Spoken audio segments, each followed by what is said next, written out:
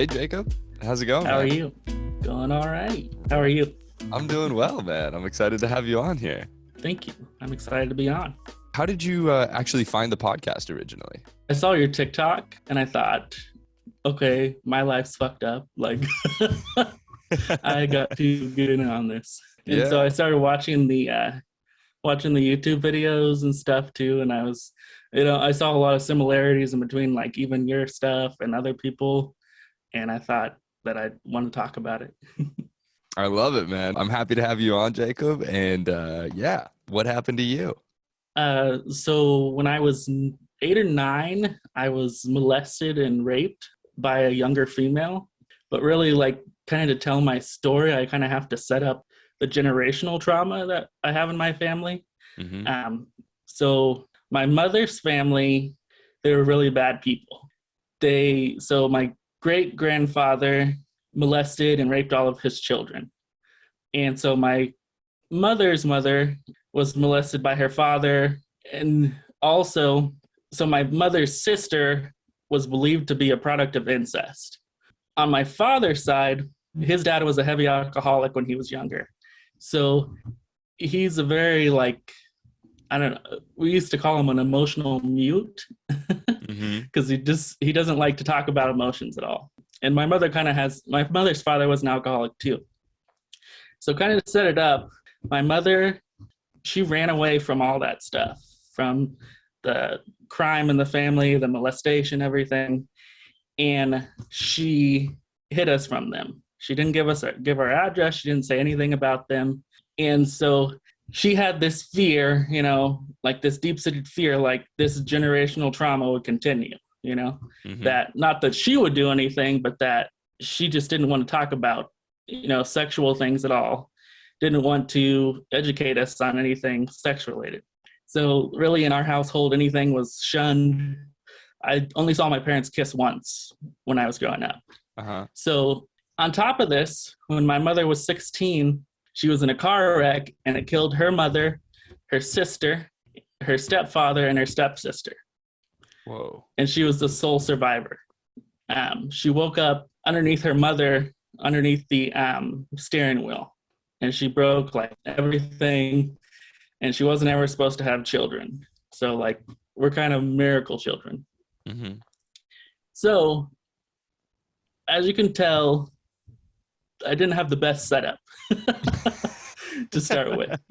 So, Yeah. like, kind of from the jump, things were going to probably happen bad. When I was, yeah, it's better to laugh about it than to like be upset about it. Oh, But totally, man. so when I was about 8 or 9, we were in a small town, middle of nowhere, Kansas. When I was there, that's when things started. So I had a friend and started out really innocent, like kissing and stuff. And I didn't know, like I'm saying, my parents never said anything about sex or kissing or anything like that. Yeah. So kissing, I was like, what is this? I have no idea. So when that started, I just thought, okay, this feels all right, like, your Yeah. body kind of betrays you and you're like, this feels good, but I know that I'm not supposed to do this in front of people because I've never seen anybody do it. Yeah. So what is going on? So that was like the precursor to the rest of the stuff. I kind of started the innocent kissing thing with my abuser, but I didn't understand what it meant. My abuser took it to the next level. And I think that they were probably abused before me, molested or raped or whichever. For them to know this stuff at that age, because they were younger than me, for them to know this stuff at that age, something had to have happened. Sure. And So you were 8 or 9, and she was roughly how old? 7 or 8 year younger Gotcha. than me, Hmm. around there. At that time, I didn't know what was going on. And it progressed slowly. For a long time, I fought it. I didn't know what it was, but I knew it was wrong. So for a long time, I was like, oh no, I don't want to do this. This is weird. I don't like this. Hmm. But eventually, as it kept going, things felt better. And I thought it's like that normalizing period, kind of the grooming, like slowly, inching closer and closer until bam, But Yeah, totally. so it started out, with the kissing, and then it started with petting, oral, and then finally intercourse. So that happened for a couple of years. And finally, I was at my grandmother's house with my friend. She would come with us all the time and hang out, just because my parents were so busy, they sent us over to our grandparents a lot. And we went over there every weekend to my grandparents. So my friend was with me at my grandparents, and my grandmother caught her in the act. And my grandmother, because I was the older one and I was the male, said, "You need to stop being nasty." Yeah. She didn't understand what was going on. I've been silent for a long time about this because it looks bad because I'm the older one. But when you have no idea, like, that was never on my radar.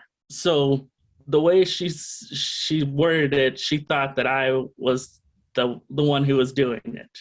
Like, it's hard to, like, people have that misconception that, women can't rape people or women can't abuse people. So she just assumed that it was me who was the one doing the abuse. So she told my father, and my father, he does this weird thing where he talks to you, but he doesn't really talk to you, and he's completely focused on something else. So he gets busy working his hands or does stuff so that he doesn't have to really talk about it, and can interrupt it regularly to talk about the other thing he's doing. So he's telling me that I shouldn't be doing these things, that I shouldn't do that to my friend.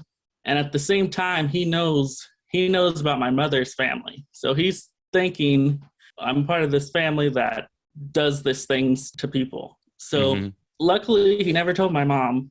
But after that, it stopped, completely stopped. And for a long time, I had this guilt. I thought, was it my fault? Should I have never given in? Because like I said, I fought it for a really long time. Should I have never given in? Should I have kept fighting? Maybe if I said no strongly enough, then maybe it never would have happened, Yeah. I think a lot of people have that guilt, like, maybe I didn't fight hard enough. Totally. And even if you don't have that guilt, I think a lot of people who hear about your story put that guilt on you of like, why didn't you, why didn't you just say no? And it's so easy for somebody who hasn't been through it to just say that. It seems so simple, but it's way more complex than that. And when you say that you were fighting it, like, can you walk through a little bit more about these experiences? Like, it started with kissing, and when she was initiating these things, like, what was going on in your head, and how did it escalate to the point where you guys were actually having sex? We were left alone a lot. Like, at that time, my mother, she was working, and then she had a lot of depression, based on all the stuff she suffered in her life. Yeah. So she was sleeping like probably 14 hours a day, and then she would work. And then my dad had really bad anxiety, growing up with like an alcoholic father, and you never know really what's going to happen. So he would sit and watch the TV in his room almost catatonic for hours. So we had a lot of time alone. We were never hungry or never in any danger, but it was just like left a lot of alone time. So when we would be in my room and it would start, and my mother would be at work, my father would be outside working in the garage, and we would start the kissing, and then she would start to pet me, and at first I was like, no, stop, don't touch me there, like, I knew kind of the basics. I knew that, nobody should touch you there, but I didn't know why. And so for a long time I said, no, stop. And we still do the kissing. So then I finally gave into that. I said, okay, this isn't so bad. It's not the worst in the world. Then finally the clothes started coming off, and eventually, every step of the way I fought it. I was like, I don't want to do this. I don't want to do anymore. And it was like she was testing things to see that she wanted to do on me. I was like a test dummy. But I think, when I really think about it, for this to even start, she definitely had somebody do these things to her. So I don't really blame her. I don't really blame my parents, but I blame the person who did this stuff to her, if I want to assign guilt anywhere. and I have no idea who it could be.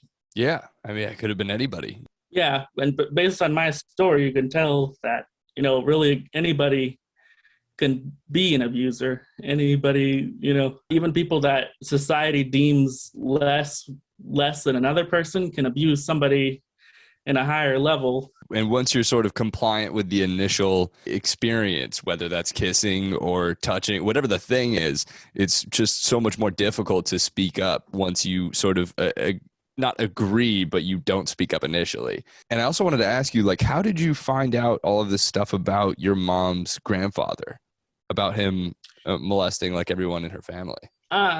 She told us over the years, little snippets. As we got older, she told us more and more. We had an uncle who lived about 30 minutes from us. And one day he showed up at our house. She never gave him the address. She never told him anything about where we were at. He showed up at our house and she said, "Go inside. Don't come out."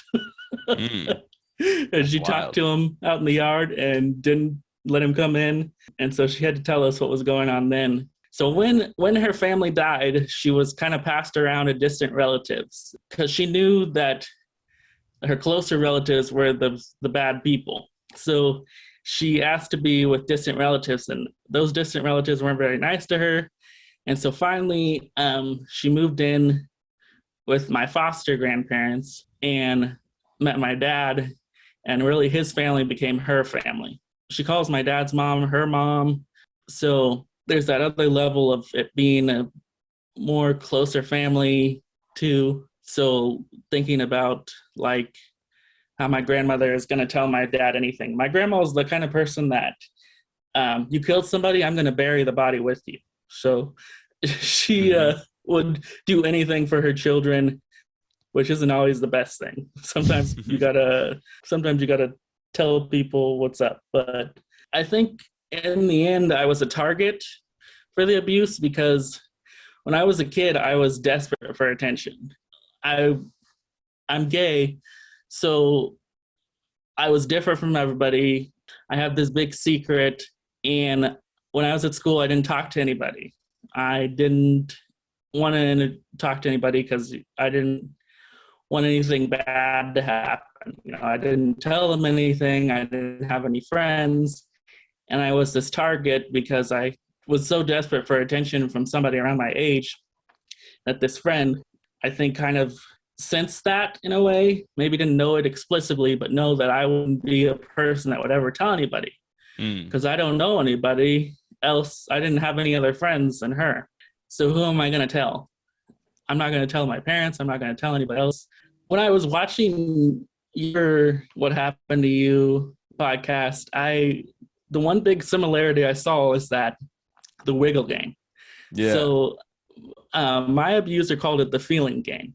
I'm thinking that she got that from whoever did that to her, because who even comes up with that? Maybe in her unadult mind, she came up with that, but I just have a feeling that maybe that was something that her abuser did to her.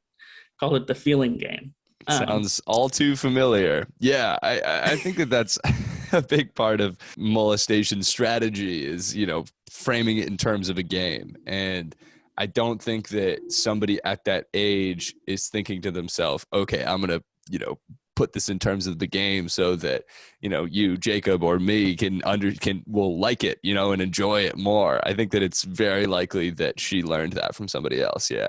Yeah, I think, is there a fucking playbook out there or something? Like what, how do they all know what to do? Like, it's like a conspiracy theory almost, but yes, it feels like there is a little bit of a molestation handbook when you hear all of the similarities between these experiences. They definitely, they're organized, but that's why it's so important to be talking about these things and to register for parents and kids that just because it's a game doesn't mean it's right. I feel you, man. Yeah.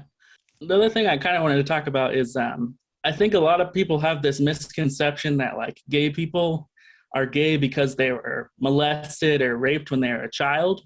I think it's kind of like the reverse, that we're a target because we are gay or because we are different. We are isolated and just easier to pick off than others. And do you think that, so did you know that you were gay at the time? I knew that I was attracted to boys, but I didn't know what to call it. I knew probably since I was in kindergarten. Gotcha. And I knew that it wasn't something to talk about. But if the abuser is aware that you're gay or has a hunch that you're gay, I think that would, especially if it's something that you haven't spoken about publicly, then it's almost like you're already hiding a secret. You already are harboring something, and that probably makes you more likely to continue to keep a secret if more things happen to you. Do you think that she thought that you were gay and that made her more likely to molest you? I don't think she knew it consciously, but she knew when I was a kid, there was a lot of bullying, like, you're a faggot, all this stuff, like throughout my family, throughout my friends. And I would be like, no, I'm not, leave me alone. Like before I even knew what that word meant, I was saying, no, I'm not. Because it just, the way people say, the F word, it just sounds bad, like, Sure, yeah. So I think that she knew in not so many words, that I was different and that I was keeping a secret. So we had obviously similar experiences, but they're also quite different in terms of our sexuality and understanding of sexuality at the time, because you knew that you were interested in guys or attracted to guys at that age. And then you're having an experience with somebody of the opposite sex. And I was the opposite, where I was attracted to girls, but I was having this experience with a guy. And both of us, like you said, had our bodies betray us in that we were still getting aroused by these people that we weren't attracted to. So I'm curious, how did that impact your sexuality? Did it impact your sexuality? Did it make you question that at all? Yeah. So, I completely forgot about this until now. So I think some of it too is for a long time I fought it because I knew that I wasn't attracted to females. And so that was part of the reason that I didn't want to do it. And I think in the end, why I gave in is because I thought, people, that was about the time that I was figuring out what the F word means. So I was figuring out what it means to be gay. And I thought, no, I can't. That can't be me, So I need to try this. I need to do this and see if I like it. So I think there was that other layer of maybe I was trying. There was some kind of internalized homophobia or something like that. Like I wanted to say, I knew I could never tell anybody, but inside I could know, I've been with a girl, so I'm not gay. For sure. So what I was trying to lead into is in my later life, I've hooked up with girls before and I've had kind of this PTSD with it. I don't know if you had any PTSD related to certain smells or certain things or touches give me like kind of a PTSD. So like I was hooking up with this girl and everything was fine. And like in theory, it looks it's good, but when I'm there, in I'm theory, like, yeah, in theory, that looks good. That looks fun, Right. Maybe I'm not so much interested in everything, but then I get there and I'm like, sorry, I can't do this because I'm thinking about these things that happened before. But Interesting. so I think too that made it a lot harder for me to come out in the end. Having that, sexual trauma, it took me a lot longer than I would have. I was 18. I was out of the house before anything happened, before I came out. So I think it took me a lot longer because of that. And it makes sense. I mean, it's so confusing when you think you have this thing established, but at that time you hadn't hooked up with any dudes either. So it's kind of like, okay, I think I have this inclination, but now my body is responding in this way that is totally the opposite of what I thought. So maybe I'm wrong, it's just, you just don't know at the time. And it's hard to really make sense of what's going on. So what was it like when you did come out?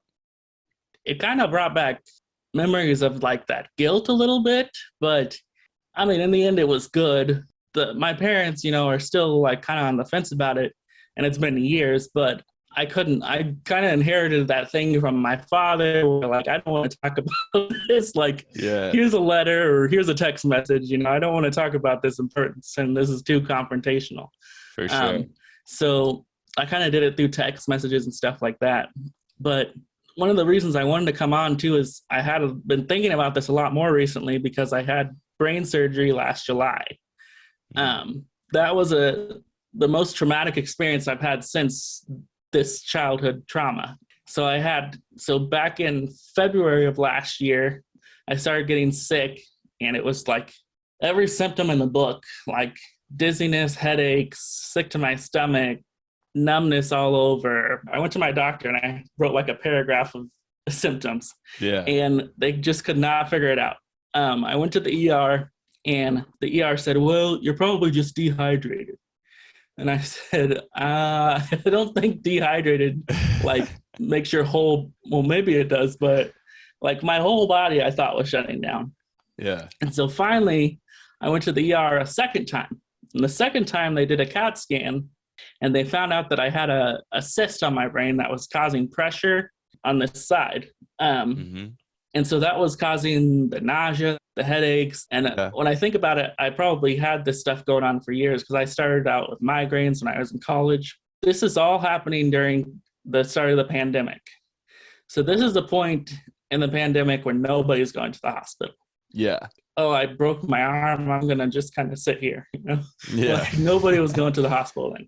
So I'm in this empty, gigantic building all alone. You can't have visitors. First time I've been to the hospital since I was a kid, hooked up to all these machines. So I have like a lot of trauma related to like medical places. Now I hate medical places. But so then they said, "Oh, well, we don't think this cyst is causing the problems you're having." And I said, "How could it not?" This is the only thing you found that is wrong with me in all this time. It doesn't make any sense. And so they're like, "Well, if you're having these symptoms, well, let's have surgery." So I go to the hospital, I get the surgery done. What they do is they insert a tube that comes from my brain into my stomach to drain the fluid. And it's there permanently. It's called a shunt, a VP shunt. So they cut a crescent shaped incision here. They drilled open my skull, they put the tube in, and then they ran it down through here into my stomach. After the surgery, I couldn't stand up. I was supposed to be out of there in 3 days. I couldn't stand up because I had so much vertigo. They finally adjusted things, and I was able to stand up and get out of the hospital. But it just put me in this horrible, 2020 was already horrible. Everybody was having mental health problems. Yeah. And it put me in this horrible depression because I can't work. I'm laid up. I'm, moving back in with my mother and my brother, and I'm just stuck. Who would have thought at 26 I'd have to quit my job, I'd have to lose my apartment, have to lose everything. Yeah. So I moved home, and I'm just in this horrible, horrible depression. And on top of that, after the surgery, I have this fogginess. There was days when I would ask my mom, like, "Am I even here?" Because I just am so foggy, and I still have problems with like memory and words and like finding the right word to say and stuff like that, and sometimes attention span. But this PTSD that I got from the surgeries started making me think about like my childhood. And it just made it worse. Like the thing about depression is it can make even happy memories feel terrible. Yeah, it's like the lens that you view the world with. Yep. It also makes bad things 10 times worse than they were. And I was thinking about how all these years I've been silent about this because of what I thought, because I thought there'd be a lot of victim blaming because it happens every day. Victims are blamed for what happened to them. Yeah. And so I thought about, I saw your TikTok and I thought, I need to get on. I need to let this out finally. Mm-hmm. It's great, man. I'm really happy that you did. It's funny how like you never really know what is going to be the catalyst to speaking up. And I think that for a lot of people, they plan on just never telling anybody about it. And when you feel that urge to speak up, and I think that's how I felt with stand-up too. it just felt like this thing that needed to happen. And it's really interesting hearing about your experience this year and how you went through this super traumatic brain surgery on top of dealing with depression and everything. And it's like none of that was apparent to me at all in this interview until you started talking about it. Well, yeah, I think it's pretty awesome. Yeah, I think that I've always had like a really optimistic viewpoint. And I think that before the surgery, I didn't have the depression. I think the depression was really a result of having the surgery. I think that the fluid started draining and started messing with the chemistry of my brain. Yeah. So I think that the chemistry of my brain is a little bit off still, and it's still healing, you know? Like when I first started out off the surgery, I was almost catatonic half the time, just sitting there and just staring at the wall because I like just had no focus. And it's been slowly coming back, and the life is finally coming back to me. And like a lot of what I did to help with the depression was I started working again. I like improved my life so much because I could finally get out of the house and I could finally do something that would distract me from everything. Yeah, it's so important to be able to have something that you can do and focus on and like work towards. I remember when I was dealing with depression, I felt the same way, where you just get into this state of just like you feel so lethargic and just that like you can't do anything. And then by not doing anything, it makes not doing anything feel so much worse, because you're like, not only do I feel like shit, but I'm also not accomplishing anything. And yeah, I do think that the best thing that you can do is something. I mean, really anything, like move around, you know, like go outside. It's a never ending cycle of anxiety and depression until you make some sort of a change in the experience that you're having, whether that's integrating something like exercise or meditation or something that you can do differently than how you've been doing things. But it just seems so hard to pull yourself out of that. But when you do, I mean, it's just like you kind of get on a roll. I mean, at least for me, that was how I felt. I was like, okay, like I got my first taste of like sort of feeling okay again. And then I was like, fuck it. Like I'm running with that. Like this is so much better than anything else that I was experiencing. And yeah, man, it's wild, you know? And it's also interesting how depression and anxiety and these things, you know, I feel like maybe not everybody, but a lot of people experience to some degree these feelings. And when you're going through them, similar with molestation, it feels like you're the only one that gets it. But, you know, so many people can empathize with your story, and it's helpful just to know that, and just to know that you're not alone. And I also wanted to ask you, like, after your grandma caught you and your friend, caught her molesting you, and you said that it stopped after that, right? Mm-hmm. Yeah. So did you two ever like discuss what had happened at all after that? Like how did the dynamic change? Yeah, we discussed it maybe a little bit about 5 or 6 years after it happened. And, you know, we just talked about how, like, I'm sorry, you know, we both said we were sorry, but we didn't talk about explicitly what happened. Like, we just said, you know what I'm talking about. I'm sorry that happened, you know. Mm-hmm. But recently, when I was dealing with the depression, you know, she's still my friend, still one of my best friends. And she was wondering, you know, dealing with the depression, if that was part of what was happening, if that the depression was because of that, that it was like those memories were coming back.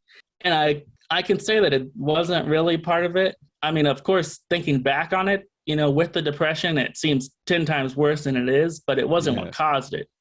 And some people have depression like as a result of something, you know, like a traumatic experience. I think a lot of my depression came from the surgery, and not so much like something bad happened to me emotionally, but more like physically and medically happened to me. Once again, we said we were sorry, and she said in not so many words that, yeah, something happened to her before me.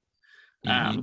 I always, like, it took me years to think about that, like, and when I finally got it, I always wanted to ask, but I don't think she's ready to tell me who it is, and that's fine, you know, just whenever she's ready, she can tell me, but she may never tell me, and that's fine too, but you've got a pretty amazing outlook on it, man. There's so much value in that forgiveness and letting go of the anger that you had towards that person and the feelings that they caused you. like you said, because you know that it was happening to her, maybe that makes it easier to forgive. I don't know. So that's awesome that you guys were able to get to that point. And I'm sure she'll tell you about whoever it was that did it to her eventually, whenever she's ready. I've definitely had a wild life, but when I think that, where is I going with this? Oh God, there's that attention span with the brain surgery happening. For sure. Um, okay, here's what I was gonna say. It is still kind of hard, you know. It's still hard, but you never forget, but you got to forgive. And I think a lot of, you know, even my parents, there's some resentment there where they weren't around as much, but I'm still dependent on them. And, you know, I was so happy to be living at home, even if I didn't think I was going to be moving home in 2020 at the age of 26. I was so happy to be with my mom, who dealt with depression her whole life, you know, that she could tell me, you know, what she did to help fight it. Yeah. And my brother too. My brother has issues with depression too. So it was very helpful to have them around to tell me how to cope with it, because I've had anxiety before, but I never had the depression until the surgery. So I think that it was very helpful. Yeah. It's one of those things that ends up being kind of serendipitous, that you were able to be in a situation where, in an environment where you're with people that you're close with who know how you're feeling. Maybe that wouldn't have happened without COVID. Who knows? Talking about being an optimist and trying to look on the bright side of things, for sure, man. And it never hurts to be optimistic. That's one thing that I found, especially with depression, is just like, it's a mindset. Again, that lens that you view the world with. If you are feeling depressed, everything that you see is a reflection of that experience that you're having. But if you can look at it optimistically and think, wow, like this may have been even harder. COVID might not have been a thing, but it may have been way harder to deal with this on your own. And that might have been the experience that you had it not been for COVID. So who knows, you know? Yeah, it was helpful knowing that there's so many people out there that, like, we all went through a lot of loss this last year. Like, even if you didn't lose a loved one, you know, you might have lost your job, you might have lost your apartment. And I was really coming to terms this year too with, like, after the brain surgery, with my mortality, and like, you know, like someday I will die, you know, like that mid-20s, like, this isn't gonna go on forever. This is gonna have an end someday. Yeah. And so that was part of the depression, but it was nice to know that there's a lot of other people that I wasn't going through it alone. So. And where are you at with that now? The mortality analysis?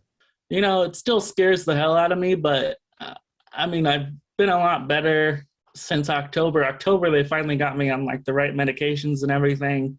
And I finally, you know, pretty soon I'll be moving out again. So I'm excited for that. You know, it's scary at the same time to go out on your own. Like, I was at a point where I thought, you know, I'm not going to live much longer, you know, because when they couldn't figure out what was going on, that was really scary, and thinking, you know, this could be the end.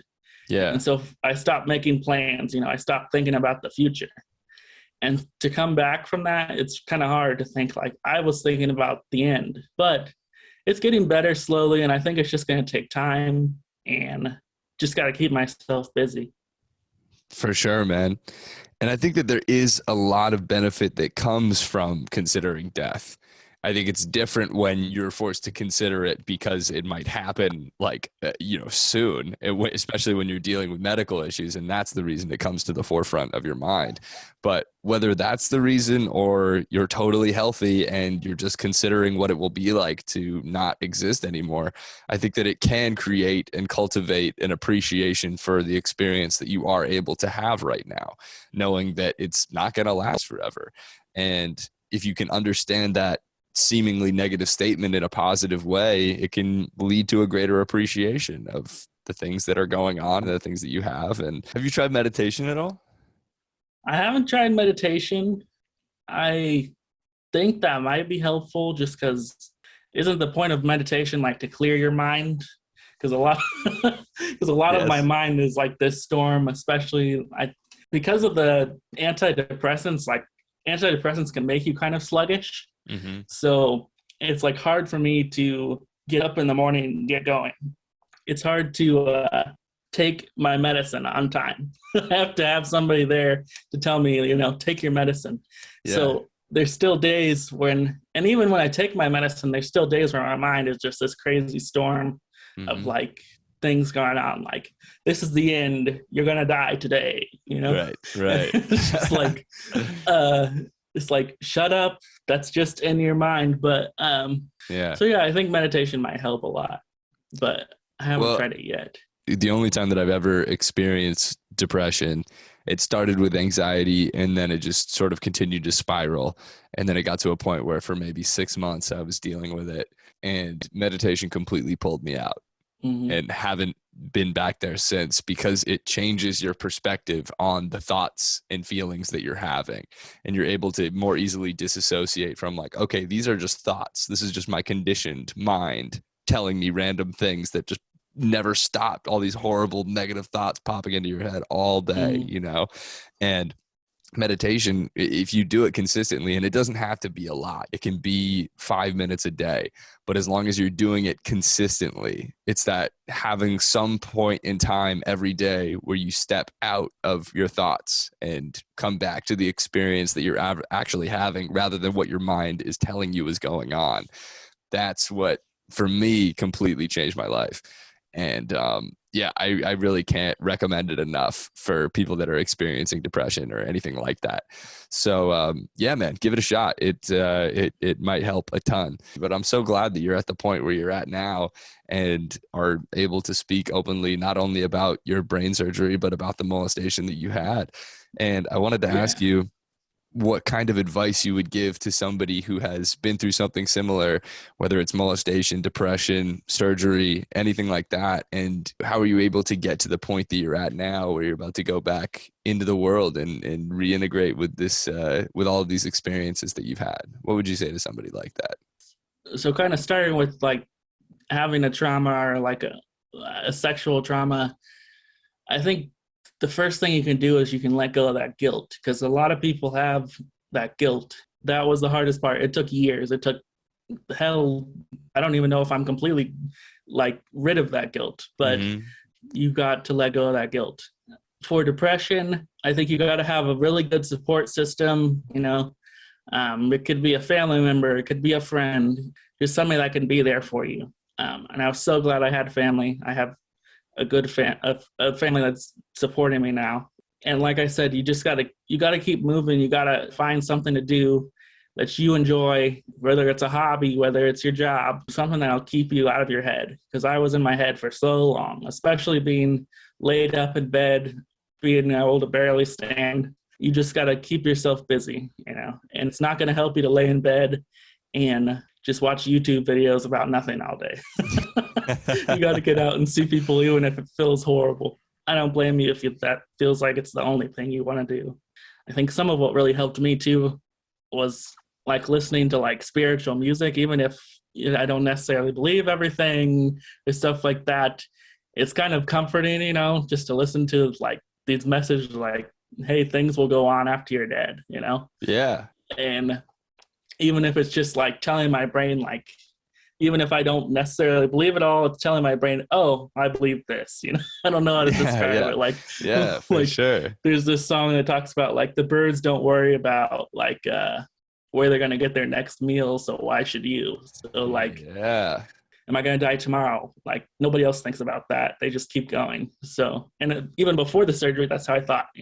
There was definitely this appreciation after, and I came on the other side of it. Started to come on the other side of it. Is that this moment, is the one moment, like this exists now, and I'm so thankful for it. I'm so thankful that I'm here.